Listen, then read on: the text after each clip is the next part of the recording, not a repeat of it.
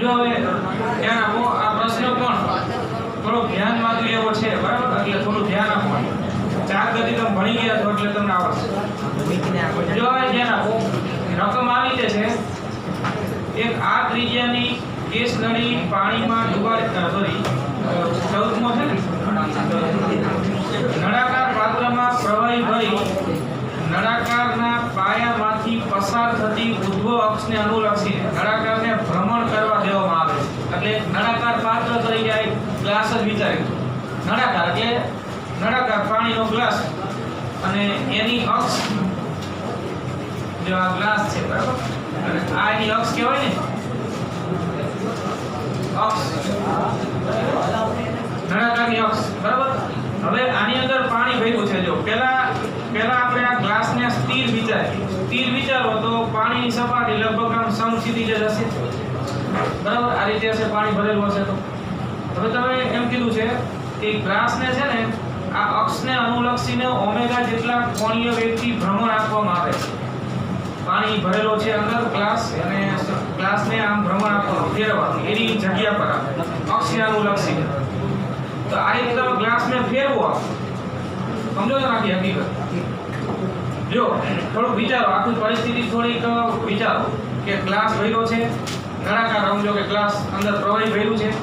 પહેલા એ નળાકાર સ્થિર હતું તો અંદર જે પ્રવાહીની સપાટી છે એ આમ સમસ્થિતિ જ હતી, બરાબર.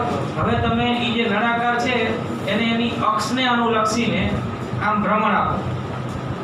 આમ ભ્રમણ આપશો એટલે અંદર જે પ્રવાહી ભર્યું છે એ પ્રવાહી પણ ભ્રમણ કરશે ઓમેગા જેટલા કોણીય વેગથી.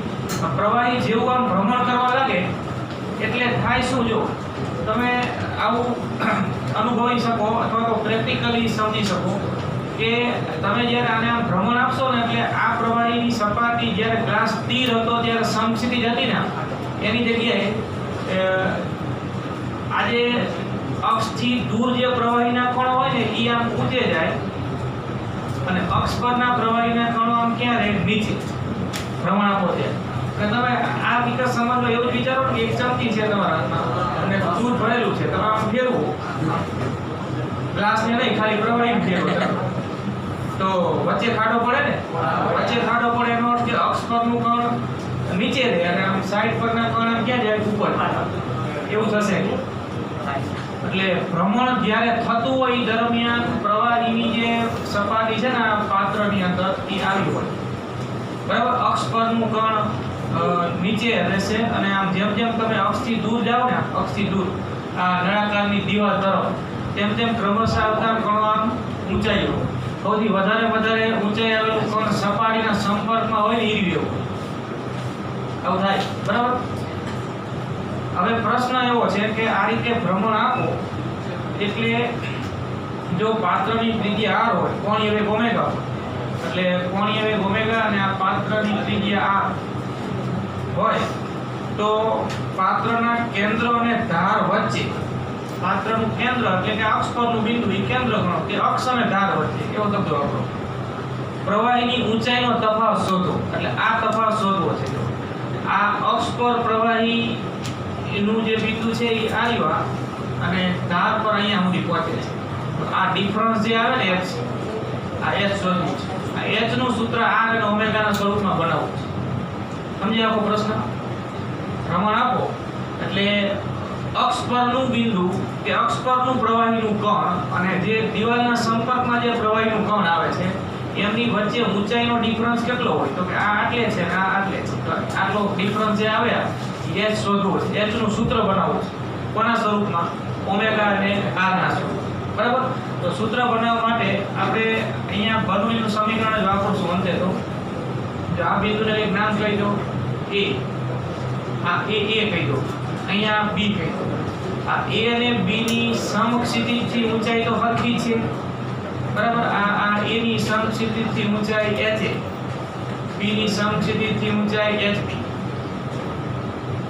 a પાસેનું દબાણ pa કહી દો, b પાસેના દબાણને pb કહી દો. a પાસે પ્રવાહી કણના વેગને va નામ આપી દો. આ જે b પાસે કે અક્ષના સંપર્કમાં જે બિંદુ છે અહીંયા પ્રવાહીના વેગને vb કહી દો. એટલે આપણી પાસે બર્નોલીના સમીકરણમાં જે ત્રણ ચલ રાશિઓ જોઈએ એ આ રીતે સંજ્ઞા આપી દીધી હતી ખાલી કે બે બિંદુ લઈ લીધા A અને B. A ની સમક્ષિતિજથી ઊંચાઈ HA, B ની સમક્ષિતિજથી ઊંચાઈ HB. A પાસે દબાણ PA, B પાસે દબાણ PB, A પાસે પ્રવાહી કણનો વેગ VA અને B પાસે પ્રવાહી કણનો વેગ BB. હવે આ બધા મૂલ્યો શું થશે વિચારીએ અને બર્નોલીનું સમીકરણ વાપરીએ. જો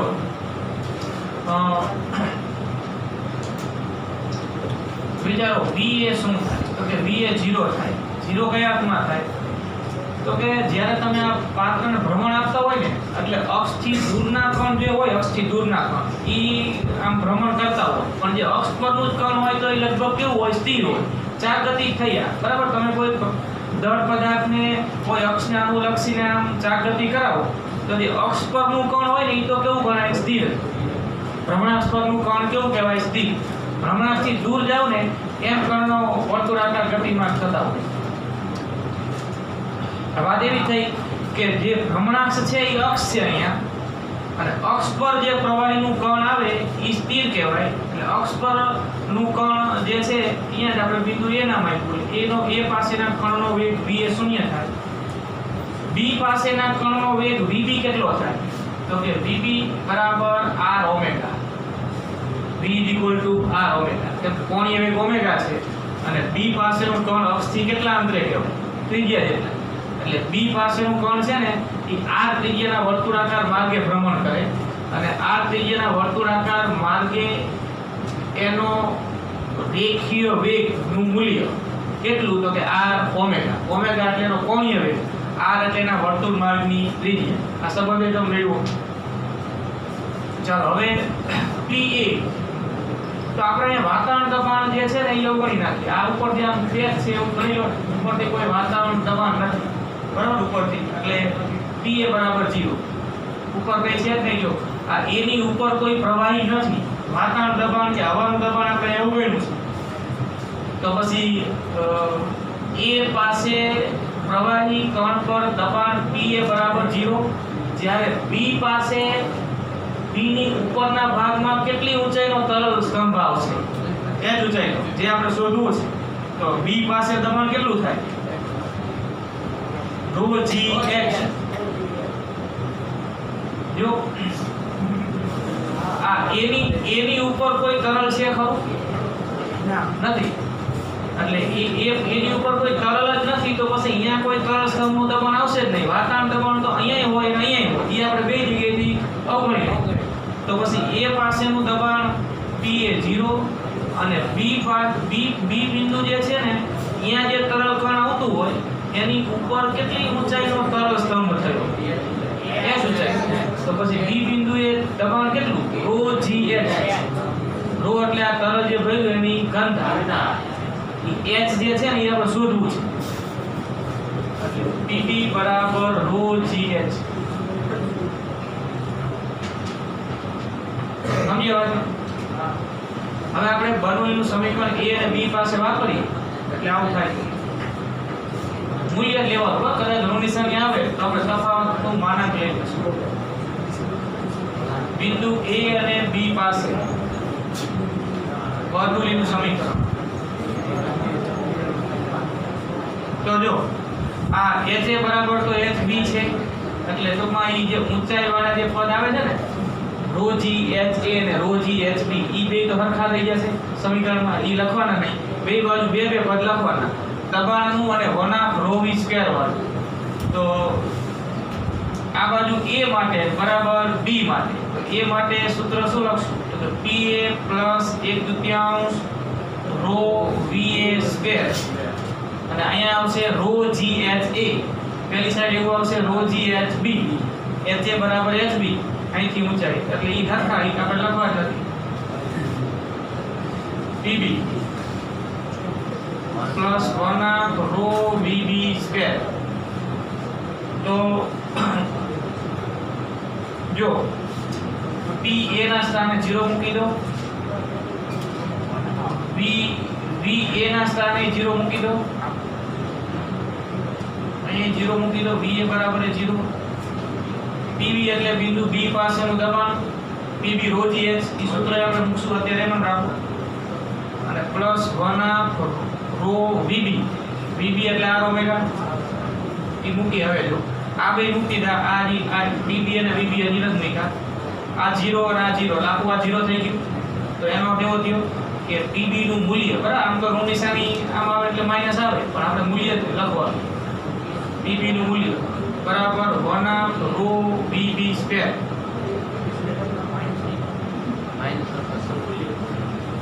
આ x શોધવાનું એટલે માનાંકમાં મૂલ્ય લખવાનું ઋણ નિશાની આમ વિચારો તો આવશે આ સાઈડ આવે એટલે માઈનસ આવે ને પણ માઈનસ નો અર્થ અહીં બીજો કઈ નથી આપણે તો આ કેટલી ઊંચાઈએ મળશે s શોધવું છે ને એટલે માનાંક લઈ લેવો એવું હોય તો આમ માનાંક દર્શાવી દેવા આમ આમ કરો બરાબર pb બરાબર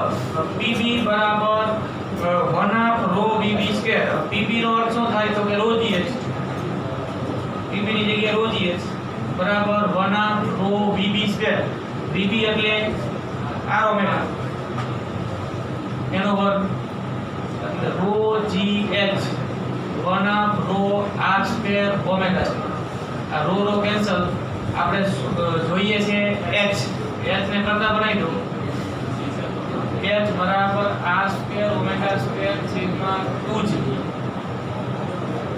g આમ છેદમાં આવશે બે થાય છે આ જવાબ બી ઓપ્શન આવશે આકૃતિ આ રકમમાં આપણે સોલ્વ કરીએ એમાં તમારે સમજવા માટે દોરીએ તો દોરવાની બાકી ફરજિયાત તો શું પ્રશ્ન છે એ સમજવા તમારે આ રીતે દોરવું પડે તો સમજે જો પ્રશ્ન એમ છે કે આ ત્રિજ્યાની એક કેસનળી પાણીમાં ડૂબાડેલ છે તેમાં પાણી h ઊંચાઈ સુધી ઉપર ચડે છે કેશાકર્ષણને કારણે એટલે આ ધારો કે h ઊંચાઈ સુધી પાણી ચડ્યું બરાબર કેસનળીમાં પાણીની ઊંચાઈ અહીંથી આટલી આ h અને કેસનળીમાં ઈ જે પાણી h ઊંચાઈ સુધી ઉપર ચડે છે ને એટલા પાણીનું દળ 5 ગ્રામ છે આટલા પાણીનું દળ m1 કહી 5 ગ્રામ આટલા આખા એનું નહીં આખા પાત્રના પાણીનું દળ નહીં કેસનળીમાં જેટલી ઊંચાઈએ પાણી ઉપર ચડ્યું ને એનું દળ 5 ગ્રામ છે અને કેસનળીની જે ત્રિજ્યા છે આ કેસનળી આવી છે એની ત્રિજ્યા આ કેસનળીની ત્રિજ્યા r1 કહી દો કેસનળીની ત્રિજ્યા છે આ r1 બરાબર r છે હવે પ્રશ્ન છે કે હવે તમે આ જે કેસનળી જે r ત્રિજ્યાની લીધી હતી ને એની જગ્યાએ કેસનળી બીજી લો જેની ત્રિજ્યા 2r છે કેસનળી બદલી નાખો 2r ત્રિજ્યાની કેસનળી આપણે મૂકી તો હવે પછીની આ કેસનળી 2r ત્રિજ્યા આ કેસનળીની આ ત્રિજ્યા હવે 2r r2 બરાબર 2r તો એમાં જેટલી ઊંચાઈએ પાણી ચડે ને ધારો કે એમાં h ડેશ ઊંચાઈએ પાણી ચડે છે h ડેશ તો આ h ડેશ શોધવું છે એટલે સોરી આ h ડેશ ઊંચાઈએ પાણી જે ચડે છે એટલા પાણીનું દળ શોધવાનું છે m2 શોધવાનું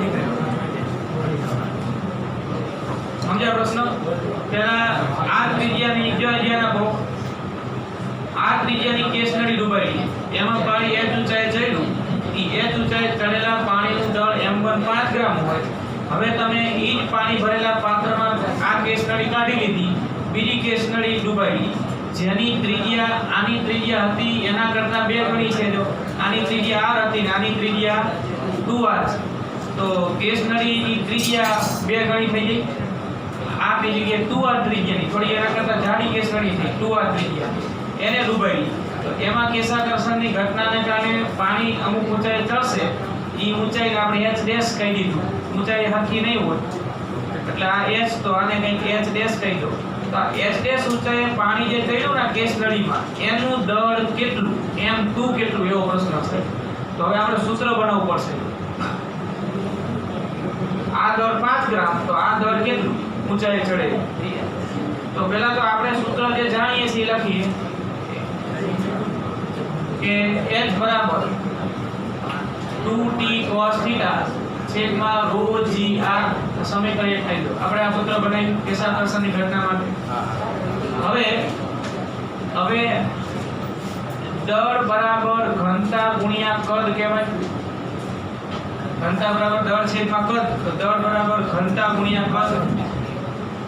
તો આજે કેસ નળીમાં એ જગ્યાએ જેટલું પાણી ચડે છે ને આટલા પાણીનું દળ, આટલાનું દળ જે 5 ગ્રામ છે, આપણે પેલા સૂત્રમાં ખાલી m નામ આપ્યું, દળ m, પાણીની ઘનતા ρ બરાબર, અને કદ એટલે આટલા ભાગનું કદ, આખી કેસ નળીનું નહીં, કે કેસ નળીમાં જેટલી ઊંચાઈ સુધી પાણી ચડ્યું છે ને જેટલામાં આ કેશાકર્ષણને કારણે એ પાણી છે એટલા ભાગનું કદ નળાકાર નળી છે. તો નળાકારના કદનું સૂત્ર આપણને ખબર છે કે કદ એટલે શું, તો કે પાઈ r સ્ક્વેર લંબાઈ. તો લંબાઈ એટલે અહીંયા કેટલી h, પાઈ r સ્ક્વેર h. તો આ સમીકરણ નંબર 2. હવે સમીકરણ 2 માં h નું આખું આ સૂત્ર મૂકી દેવાનું. અહીંયા h ના સ્થાને મૂકી દો, આખે આખો અહીંયા. તો દળ m બરાબર ρ પાઈ r સ્ક્વેર, h ના સ્થાને 2t cos θ છેદમાં ρ g r. બરાબર. હવે કેન્સલ થાય એટલે કેન્સલ કરી દો. ρ નીકળી જાય, એક r નીકળી જાય, બાકી વધ્યું એ લખી દઈએ. તો પાઈ r 2t cos θ છેદમાં g. હવે આ દળનું સૂત્ર થયું. કેશાકર્ષણની ઘટનામાં જે h ઊંચાઈએ પાણી ચડે છે ને ઈ પાણીનું આ શું થયું, દળ થયું. અહીંયાનું દળ 5 ગ્રામ છે, તો અહીંનું દળ કેટલું આપણે શોધવું છે. તો દળનો આપણે આ સૂત્ર પરથી સંબંધ વિચારી લો. ચલ રાશિ કે વેરિયેબલ રાશિ અહીંયા કેસ નળીની ત્રિજ્યા છે, અહીંયા ત્રિજ્યા r હતી ને અહીંયા ત્રિજ્યા 2r છે. બાકી તો અહીંયા પાણી છે, અહીંયા પાણી છે, બાકી કેસ નળીનું જે દ્રવ્ય છે કાચ એ બે જગ્યાએ હરખું છે. તો આનો કેવો થાય કે m ના સૂત્રમાં પાઈ અચળ, g અચળ, 2t અચળ, પૃષ્ઠતાણ કાચ અને પાણી માટે જે હોય, અને કાચ અને પાણી માટે સંપર્ક કોણ થીટા જે હોય બે જગ્યાએ હરખો જ હોય. સંપર્ક કોણનો આધાર તો કયું પ્રવાહી કયું દ્રવ્ય છે એની પર હોય. એ તો બે જગ્યાએ કાચ પાણી છે ને. તો એનો અર્થ કે m નો r સાથેનો સંબંધ કેવો થયો, m ચલે છે r, જો પાઈ અચળ, 2t cos θ અચળ, g અચળ, તો એનો અર્થ m ચલે છે r.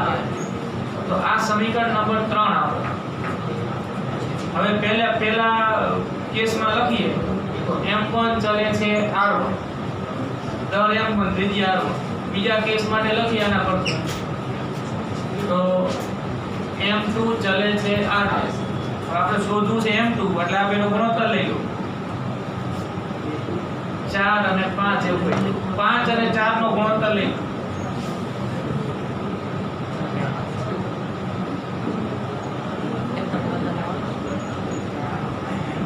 એટલે m2 છેદમાં m1 બરાબર r2 છેદમાં r1. હવે આપણે m2 શોધવું છે. m1 5 ગ્રામ આપ્યું છે, એટલે m2 છેદમાં 5, r2 એટલે 2r, જો r2 એટલે 2r, r1 એટલે r, r કેન્સલ, 5 અહીંયા ગુણાકાર કરો એટલે 5 ગુણ્યા 2 10 ગ્રામ. બરાબર. અહીંયા પાણી જે ઊંચાઈ ચડે એ 5 ગ્રામ હોય, તો અહીંયા કેટલા ગ્રામ હોય, 10 ગ્રામ. જવાબ m ચલે છે r. બરાબર. ડાયરેક્ટલી કહી શકાય m ચલે છે r, એનો અર્થ કે કેસ નળીની ત્રિજ્યા 2 ગણી થઈ, દળ એ 2 ગણું થાય. આ જો સાબિત થયું. શરૂ છે જ્યારે એક પાણી ભરેલી ટાંકી છે, આ એક ટાંકીમાં પાણી ભરેલું છે અને તળિયે છિદ્ર કર્યું છે. બરાબર. અહીંયા સુધી પાણી છે, ધારો કે આ ઊંચાઈ h છે, પાણી ભર્યું છે, તળિયે છિદ્ર અથવા નળ મૂક્યો છે. આ નળ ચાલુ કરો એટલે પાણી અહીંથી બહાર નીકળશે. બરાબર. આપણે આવું સૂત્ર બનાવી ગયા છે, એ સીધું વાપરવાનું છે. તો એ પાણી જે બહાર નીકળે ને છિદ્રમાંથી એનો વેગ કેટલો, આ v શોધો. તમને આપ્યું છે કે પાત્રના તળિયે દબાણ P3 વાતાવરણ દબાણ છે. આ ATM લખ્યું હોય ને વાતાવરણ દબાણ દર્શાવવા માટેની સંખ્યા. અને ઉપરની સપાટી વાતાવરણના સંપર્કમાં છે. અહીંયા વાતાવરણ દબાણ હોય એટલે કે એક વાતાવરણ દબાણ. તો આ વેગ કેટલો? તો ટોરિસિલીનો નિયમ છે. આ સૂત્ર V બરાબર √2gh. મૂકો આનું સૂત્ર V બરાબર √2gh. V શોધવાનું √2gh. જો હવે h આપણને આપી દીધું હોત ને h સીધું તો ખાલી h જ મૂકીને જવાબ મળી જાય, પણ h નથી આવ્યું. તો h નથી આપ્યું તો h અહીંયા લાવવા આપણે આ વિચારવું પડશે. જો કે અહીંયા દબાણ વાતાવરણ દબાણ, અહીંયા દબાણ તળિયે કુલ દબાણ P. તો આપણી પાસે મૂળ સૂત્ર આ તો છે જ ને કે P - Pa √ρgh ગેજ દબાણ બરાબર P - Pa. તો P - Pa √ρgh. તો પછી h બરાબર શું થાય? તો કે P - Pa છેદમાં ρg. આ ρg નામ છેદમાં લઈ લો તો આ h મળી જાય. h અહીંયા મૂકી દેવાનું એટલે V મળી જાય. અથવા સીધી કિંમત તમારે ન મૂકવી હોય તો આખું સૂત્ર જ મૂકી દો h નું અહીંયા. આ તો શરૂઆતની જ વાત ને. P - Pa √ρgh તરલ સ્તંભનું દબાણ એટલે આ ત્રણ વાતાવરણ દબાણ, આ એક વાતાવરણ દબાણ અને એને પાસ્કલમાં કન્વર્ટ કરવાનું. એક વાતાવરણ દબાણ બરાબર 10⁵ પાસ્કલ. તો જો આ રીતે 2g h ના સ્થાને લખો આરીવા P - Pa છેદમાં ρg. આ h નું સૂત્ર જ મૂકી દેવાય, પછી છેલ્લે કિંમત મુકાય. અહીંયા ના મૂકશો કિંમત. આ સૂત્ર h નું સીધું અહીંયા. તો જો હવે આ g નીકળી જાય એટલે V બરાબર 2 P - Pa છેદમાં ρ. આવું હોય. અહીંયા ρ એટલે પાણીની ઘનતા તમને આપી દીધી. પાણીની ઘનતા 10⁵ કિલોગ્રામ પર મીટર ઘન. G 10 લઈ લેવાનું એવું કીધું છે. અને એક વાતાવરણ દબાણ એટલે 10⁵ પાસ્કલ.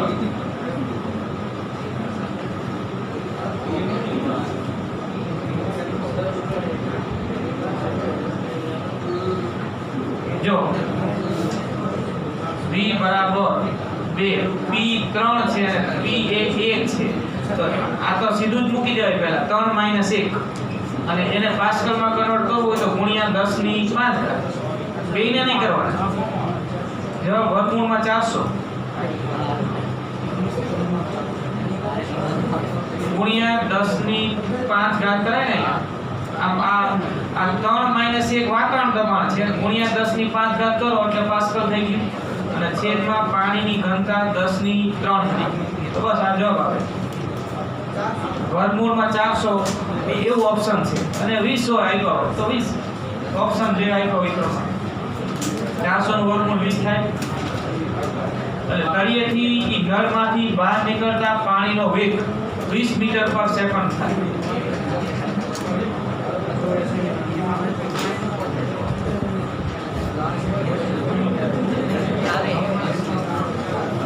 જો આ 2 ગુણ્યા 2 ગુણ્યા 10⁵ છેદમાં 10⁵ આ 4 થઈ ગયા.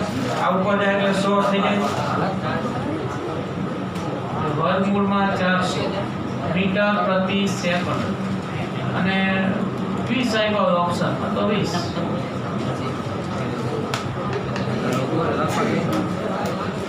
જો આમ આ ટોરિસિલીનો નિયમ અને આ ગેજ દબાણ આ બે હકીકતો ભેગી થઈ ગયા. બરાબર. આવા પ્રશ્નો હોય તમારે સીધું h આપી દીધું હોય તો ખાલી બે સ્ટેપમાં જવાબ આવી જાય. h નથી આપ્યું, તમને દબાણ ઉપર ને નીચે આપ્યા છે એના પરથી આ સૂત્ર આપણને ખબર હોય ત્યાંથી h મળે. સૂત્ર h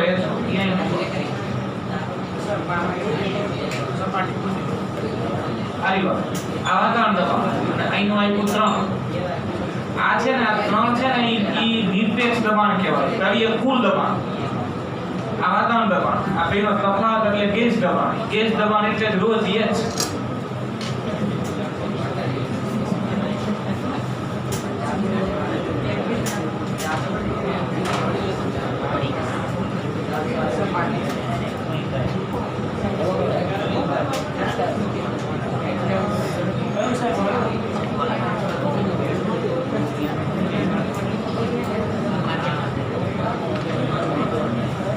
હવે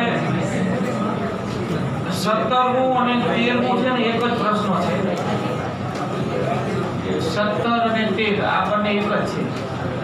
13મું આપણે ગણી નાખ્યું, ખાલી સંજ્ઞા જુદી છે. અહીંયા a અને b હતી ને ત્રિજ્યાની સંજ્ઞા, અહીં r1 r2 એટલે જવાબ આવશે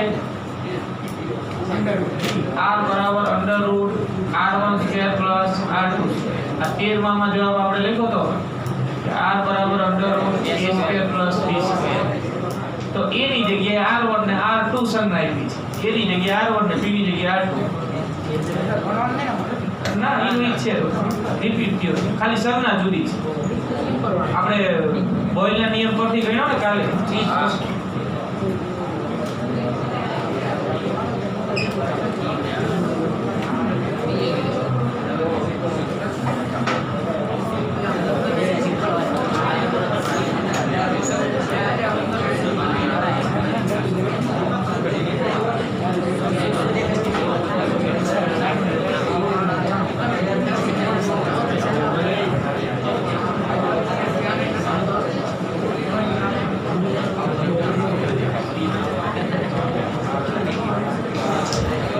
આર્કિમિડીઝનો સિદ્ધાંત કોને યાદ હોય બોલો. આર્કિમિડીઝ એ શું કીધું હતું? વાત તો આ થોડીક જ છે. આ એક પાત્ર છે. જો પાત્રમાં એક પ્રવાહી ભર્યું છે. હવે પ્રવાહી જે ભર્યું છે ને, પ્રવાહીની ઘનતા ρ1 છે. પ્રવાહીની ઘનતા ρ1 છે. અંદર એક ગોળો ડૂબાડ્યો, એ ગોળો જે દ્રવ્યનો બન્યો છે એની ઘનતા ρ છે. ગોળાની ઘનતા કે પદાર્થની ઘનતા.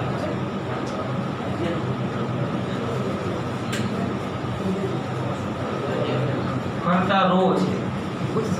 અને એ ગોળાનું જે ઓરિજિનલ વજન છે, હવામાં ગોળો હોય એ કયો હોય ગોળો, તો એનું જે વજન છે હવાના માધ્યમમાં, એનું વજન કહેવાય ઓરિજિનલ વજન W છે. ગોળાનું વજન W બરાબર. સંજ્ઞામાં જ વાત છે બધી, અને ઓપ્શન એ તમારે એ રીતે આપવાનું. તો પદાર્થનું દેખીતું વજન, દેખીતું એવો શબ્દ વાપર્યો છે અથવા અસરકારક, અહીંયા તમે કાઉન્ટમાં અસરકારક એવું લખી રાખો. દેખીતું વજન અથવા અસરકારક વજન કેટલું, એને જ્યારે પ્રવાહીમાં ડૂબાડો ને ત્યારે ગોળાનું દેખીતું કે અસરકારક વજન W ડેશ એવું નામ આપ્યું. કેટલું W ડેશ નું સૂત્ર આપવું, જે ઓપ્શન આપ્યા ને એ પ્રમાણે સેટ કરવાનું છે. તો વાત આપણને ખબર છે. જો શું અહીંયા હકીકત લાગુ પડે, તો કે જેવો ગોળો અંદર ડૂબશે, બરાબર, જો ધ્યાન આપો, એટલે આ ગોળા પર ઉત્પ્લાવ બળ લાગે F, એને સંજ્ઞા આપણે F આપી દઈએ, ઉપર લાગે. એનું જે વજન હોય એ ક્યાં લાગે? નીચે. દેખીતા વજનનો કેવો થાય કે એના ઓરિજિનલ વજન W માંથી આ ઉત્પ્લાવ બળ શું કરવું પડે? બાદ કરવું પડે. ઈ એટલું વજન આપણને અનુભવાય. તમે કોઈ બરાબર પથ્થરને પાણીમાં ડૂબાડો અને એના મૂચકો, તો ઈ પથ્થર આપણને હવામાં જેટલો ભારે લાગતો હતો એટલું વજન એનું અનુભવાતું હતું, એના કરતાં પાણીમાં ઓછું અનુભવાય છે. તો પાણીમાં જે અનુભવાય છે એનું દેખીતું વજન કહેવાય. એને આપણે અહીંયા નામ શું આપ્યું? W dash. તો W ડેશ કેટલું? તો કે એના ઓરિજિનલ વજનમાંથી ઉત્પ્લાવ બળ બાદ કરો એટલું. એટલો ઘટાડો થાય, જેટલું ઉત્પ્લાવ બળ લાગે ને એટલો એના ઓરિજિનલ વજનમાં શું થાય? ઘટાડો. ઈ દેખીતું વજન કહેવાય કે અસરકારક વજન.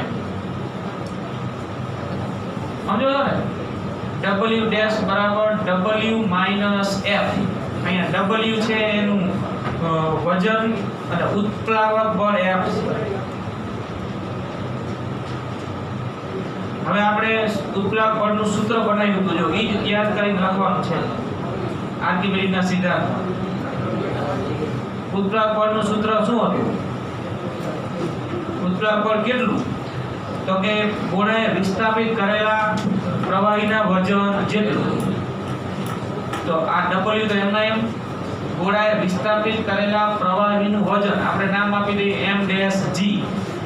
જ્યાં m ડેશ છે એ વિસ્થાપિત પ્રવાહીનું દળ. હવે પછી આપણને આની ખબર છે કે દળ બરાબર ઘનતા ગુણ્યા કદ. તો વિસ્થાપિત આ W એમને થયો, આ કહેવાય વિસ્થાપિત પ્રવાહીનું દળ, અને વિસ્થાપિત પ્રવાહીનું દળ ગુણ્યા g એટલે આ કહેવાય વિસ્થાપિત પ્રવાહીનું વજન, જે શું કહેવાય ઉત્પ્લાવક બળ. તો m ડેશ આ સૂત્ર પ્રમાણે m ડેશ શું લખાય? ઘનતા કોની? પ્રવાહીની ઘનતાની સંજ્ઞા શું છે? ρ1. v તો જે ગોળાનું હોય એ જ વિસ્થાપિત પ્રવાહીના કદનું હોય. આ સૂત્ર આપણે બનાવ્યું છે ρ1 vg. આ થાય ને ડાયરેક્ટ યાદ આવે સીધું લખી નાખો. આ તો યાદ ન આવે તો આ રીતે એક સ્ટેપ વધારો. સમજ્યા એમ? હવે જો આ ગોળો જે છે ને ગોળા માટે આપણે આવું લખી શકીએ કે દળ બરાબર ઘનતા ગુણ્યા કદ. તો પછી કદ બરાબર ઘનતા છેદમાં દળ. કદ બરાબર ઘનતા છેદમાં દળ. કદ અહીંયા અંશમાં, દળ છેદમાં. તો દળ બરાબર ઘનતા આપણે ઘનતા બરાબર દળ છેદમાં કદ. તો પછી આના પરથી કદ બરાબર દળ છેદમાં ઘનતા. બરાબર? કદ અહીંયા ઘનતા છેદમાં, તો કદ બરાબર દળ છેદમાં ઘનતા. તો ગોળાના દળની સંજ્ઞા કેપિટલ M કહો. ગોળાની ઘનતાને આપણે ρ વડે દર્શાવ્યું છે. ગોળાનું કદ v. તો v જે ગોળાનું કદ છે ને ઈ જ આ કહેવાય ને તરલનું કદ એટલું જ હોય. એક તો આ સૂત્ર અહીંયા મૂકી દો. તો W માઈનસ ρ1 આ v ના સ્થાને લખો m છેદમાં ρ. આ v ના સ્થાને m છેદમાં ρ g. હજી આપણો છેલ્લો જવાબ નથી મળ્યો, તો હજી એક પરિણામ આ ઉમેરો કે ગોળાનું વજન W બરાબર mg ઓરિજિનલ વજન. ગોળાનું વજન W જેની સંજ્ઞા આપણે W આપી છે. તો W નું સૂત્ર mg થાય ગોળાનું દળ ગુણ્યા ગુરુત્વ પ્રવેગ mg. બરાબર? તો આમાં જ્યાં m છે ને એ ગોળાનું દળ છે, ત્યાં mg મૂકી દો. m ના સ્થાને W છેદમાં g મૂકી દો. W છેદમાં g. આ g આમ છેદમાં આવે અહીંયા, એટલે છેલ્લો જવાબ મળી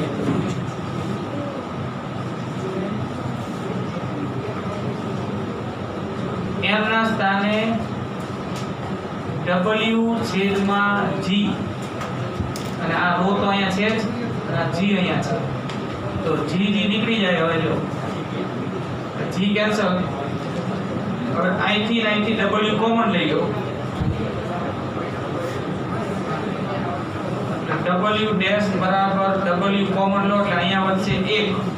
અહીંથી W કોમન નીકળી ગયો એટલે અહીંયા વધ્યું માઈનસ ρ1 છેદમાં ρ. આ જવાબ છે. આ ગોળાનું અસરકારક વજનનું સૂત્ર થયું.